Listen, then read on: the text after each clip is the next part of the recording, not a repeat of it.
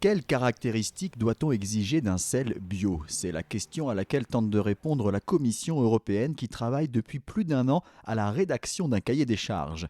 Mais la dernière version présentée est loin d'apporter satisfaction auprès des petits producteurs qui voient mis dans le même sac ramassage à la main et extraction au bulldozer.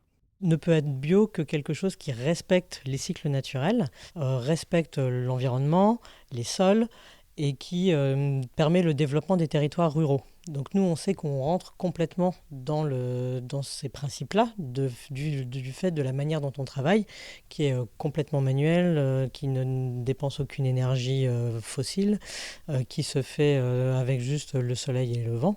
Et on sait que ce n'est pas du tout la même chose qu'un sel de mine, par exemple, qui du coup est extrait comme du charbon, donc détruit un sous-sol, ne respecte pas les cycles naturels et est très énergivore. Donc pour nous, c'est deux choses complètement différentes et actuellement pour la Commission, c'est la même chose. Sur la façade atlantique, 600 petits producteurs récoltent le sel de manière traditionnelle, environ 25 000 tonnes à l'année, un grain de sel comparé aux 4 millions de tonnes produites de manière industrielle. La grosse partie de ce que font les sels de mine, par exemple, c'est du sel qui de toute façon ne sert pas à la consommation humaine, qui sert à déverglacer les routes, qui sert à l'industrie pétrochimique.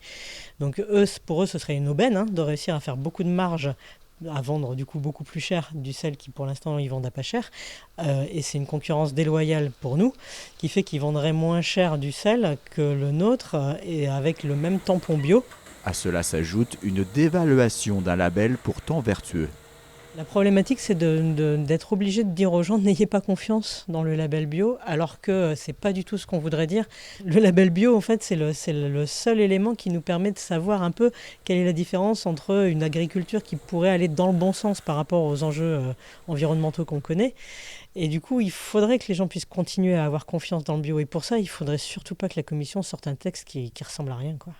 Le texte est maintenant mis à la consultation publique jusqu'au 4 janvier. Chacun peut y faire remonter ses remarques.